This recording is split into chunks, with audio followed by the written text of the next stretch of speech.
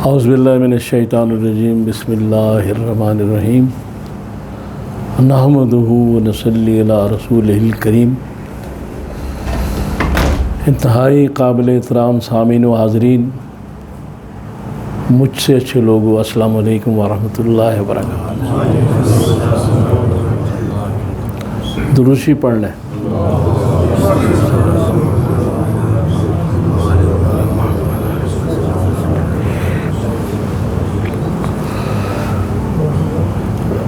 قرآن پاک میں اللہ تعالیٰ نے سورہ شمس میں کافی قسمیں کھا کر ایک بڑی اہم بات کی ہے۔ چونکہ قرآن کی مختلف صورتیں ان میں اللہ تعالیٰ نے قسم کھائی ہے، لیکن اس میں سب سے زیادہ تو بات اس میں یہ کی گئی ہے، ساری قسمیں کھا کر اللہ تعالیٰ فرماتے ہیں کہ جی یہ جو انسان کو تخلیق کیا گیا، اللہ خالق ہے اور ان کے علاوہ ہر شے ان کی مخلوق ہے، تو جو انسان اشرف المخلوقات ہے، اس کو تخلیق کیا گیا تو اس کے اندر دو چیزیں رکھی گئیں، خیر اور شر، فجور اور تقوی۔ یہ الہام کیے گئے، یعنی دل کے اندر یہ ڈالے گئے دونوں چیزیں۔ اور پھر آگے یہ ارشاد فرمایا کہ بامراد لوگ یا وہ لوگ جو اپنی منزل کو پہنچے، صحیح منزل پہ یا کامیاب، وہ لوگ تھے جنہوں نے اپنے نفس کو پاک کیا، تزکیہ نفس کیا، یعنی شر کی بجائے خیر کی طرف راغب ہوئے، اللہ نے طاقت دی اور وہ خیر کے کام کرتے گئے۔ دوسری طرف نامراد وہ لوگ ہیں، ناکام وہ لوگ ہیں اور اس دن عذاب کے مستحق ہوں گے جنہوں نے شر کی قوتوں کو فالو کیا،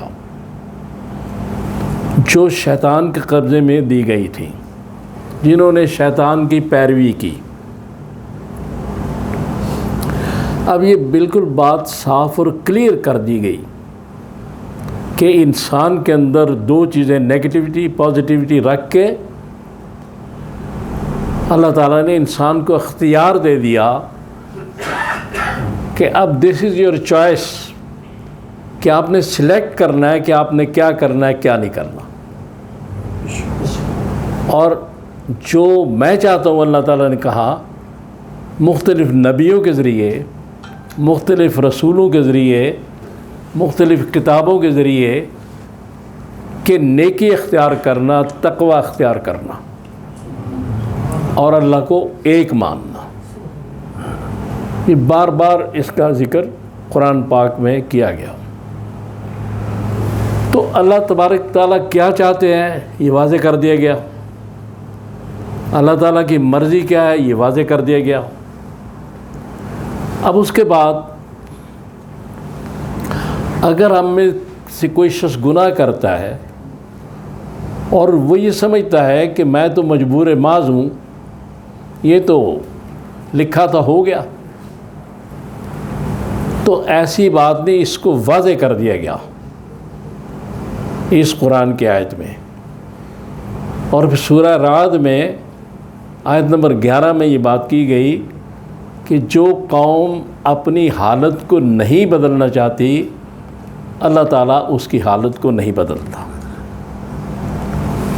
یعنی اس کا مقصد یہ ہے کہ گناہ ہم کریں، کرتوت ہمارے خراب ہوں اور وہ اللہ کے کھاتے میں ڈال دیے جائے۔ اللہ تعالیٰ نے اختیار دیا ہے، مکمل اختیار دیا ہے، مجبور محض نہیں ہے انسان، اس کو اختیار دیا گیا ہے کہ یہ چیز اچھی ہے، یہ چیز بری ہے، بتائی گئی ہے، نبیوں کے ذریعے تبلیغ کی گئی ہے، سارا دین بتایا گیا ہے، اور پھر تقدیر کے معاملے میں احادیث میں ہے کہ جب بھی حضور صلی اللہ علیہ وآلہ وسلم پہ کوئی سوال ہوتا تھا تو آپ انہی آیات سے جواب دیتے تھے، یہ جو میں نے ابھی آپ کو بتائی ہے۔ اور اس کے بعد احادیث کی کتابیں بھری ہوئی ہیں اس بات سے کہ انسان کی عمر میں بھی کمی بیشی ہو سکتی ہے۔ جو انسان صلہ رحمی کرے گا یا اور سخاوت کرے گا، اللہ تعالیٰ اس کی عمر بڑھا دیتے ہیں، اور جو حسد کرتا ہے اس کی عمر کم ہو جاتی ہے۔ اور پھر یہ بھی باتیں احادیث میں واضح ہیں کہ جب کوئی شخص برائی کا ارادہ کرتا ہے تو یہ حکم ہے فرشتوں کو کہ وہ لکھنا نہیں جب تک وہ برائی کر نہ لے، اور جب نیکی کا ارادہ کرتا ہے تو فوراً لکھ لو۔ اگر وہ نیکی کر لے گا تو ایک گناہ اس کا ختم کر دیں۔ اب اسی لیے اللہ تعالیٰ نے قرآن میں فرمایا کہ ما یفعل اللہ بعذابکم، کہ مجھے کیا اس بات کی ضرورت ہے کہ میں تم کو عذاب دوں۔ اللہ تعالیٰ تو عذاب نہیں دینا چاہتے، عذاب تو ہم خرید رہے ہیں اپنے اعمال کی وجہ سے، برے اعمال کی وجہ سے۔ لہذا ان چیزوں کو یہ سمجھنا کہ یہ لکھا ہوا تھا، یہ اس طرح تھا، قرآن میں ایک جگہ یہ بھی کہا گیا کہ ہم اپنے لکھے ہوئے کو بھی مٹا دیتے۔ اس لیے ہم اگر گناہ کریں گے تو ہمیں اس کی سزا بھگتنی پڑے گی، نیکی کریں گے تو اللہ تعالیٰ ثواب دیں گے۔ اللہ تعالیٰ یہ تو نہیں چاہتے کوئی کسی پہ ظلم کرے، اللہ تعالیٰ کی مرضی تو یہ نہیں ہے۔ طاقت قوت انہی کی طرف سے ہے، لیکن اگر کوئی شخص گناہ کرنا چاہے گا طاقت وہیں سے مہیا ہوگی، لیکن ذمہ دار اس کا انسان ہوگا جس نے اس بات کا ارادہ کیا، نیت کی اور وہ کام کیا۔ اس لیے آپ دیکھیں کہ جب موسیٰ علیہ السلام فرعون کے دربار میں جادوگروں نے رسیوں کے سام بنا دیے، اور ادھر وہ جو ان کی لاٹھی تھی وہ اژدہا بن گئی۔ اب سانپ تو دونوں طرف سے بنے، لیکن یہ اس کا جو سورس تھا وہ اللہ تھا، اس کی طاقت اللہ کی طرف سے تھی، لیکن سورس جادو تھا۔ اس لیے اس بات کو سمجھانے کے لیے میں یہ بات کرنا چاہتا ہوں کہ آپ اپنے ملازم کو کچھ پیسے دیتے ہیں کہ بازار سے آم خرید لائیں،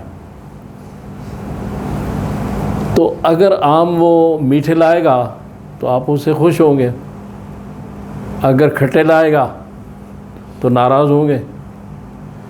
طاقت تو آپ کی خرچ ہوئی ہے، پیسے آپ کے خرچ ہوئے ہیں، صلاحیت اس کی تھی۔ یہ بات بڑی امپورٹنٹ ہے، اس کو سمجھنے کی ضرورت ہے۔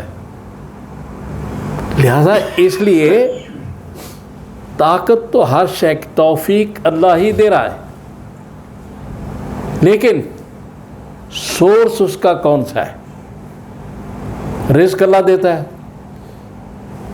رزق حرام اس کا سورس حرام ہے، لہذا وہ رزق حرام ہو گیا۔ سورس حلال ہے تو رزق حلال ہو گیا۔ لہذا اس لیے اپنی غلطیوں کو، اپنی کوتاہیوں کو، اپنے گناہوں کو اللہ تعالیٰ کی طرف منسوب کر دینا، اس طرف ڈال دینا انتہائی بے غیرتی کی بات ہے۔ یہ نمک حرامی ہے کہ اللہ تعالیٰ تو بار بار اتنے نبی بھیج کے، اتنے رسول بھیج کے، میں نے آپ سے گزارش کی ہے، اتنی ہدایت کے لوگ اس نے جمع کیے ہوئے ہیں اب بھی اس دنیا میں، جو لوگوں کو ہدایت دے رہے ہیں، اور پھر دعائیں سکھائی گئیں۔ سورہ فاتحہ ہر نماز میں لازم کی گئی، یہ دعا ہے، اور اس دعا میں کیا ہے؟ اہدنا الصراط المستقیم، اور انعمت علیہم کے راستے پہ، یا اللہ تعالیٰ اس گروپ کے پیچھے میں چلا، مغضوب علیہم سے بچا، یہ دعا ہے۔ تو اس کا مطلب یہی ہے کہ دعا تو یہ اللہ تعالیٰ چاہتے تو ہی ہم نیک ہوں، سب جنت میں جائیں، لیکن ہمارے اپنے کرتوت صحیح ہونے چاہیے، کرتوت تو صحیح ہونے چاہیے۔ پھر سورہ شمس کے دوسرے حصے میں جو بات کی گئی کہ قوم سمود کی اور اونٹنی کی، تو یہ بتا دیا گیا کہ اس وقت ان کو فوراً عذاب دے دیا گیا جس نے وہ اونٹنی کو ہلاک کیا تھا۔ اور اب جو نافرمانیاں ہم کر رہے ہیں اس وقت، وہ اس سے بھی بڑی بڑی نافرمانی ہے۔ تو ہم بچ اس لیے رہے ہیں کہ رحمت للعالمین کے آنے کے بعد اس امت پر عذاب کلی نہیں ہوگا، اس لیے بچ رہے ہیں ہم۔ حضور صلی اللہ علیہ وآلہ وسلم کی وجہ سے ہماری بچت ہو رہی ہے، ورنہ ہم کام ان سے بھی زیادہ برے کر رہے ہیں۔ تو اللہ تعالیٰ سے دعا کریں کہ اللہ تعالیٰ مجھے اور آپ کو توفیق دے کہ میں نے جو باتیں کی ہیں ہم ان پہ عمل کر سکیں۔ صلی اللہ تعالیٰ علی خیر خلقہ محمد وآلہ وصحبہ اجمعین برحمتہ اللہ۔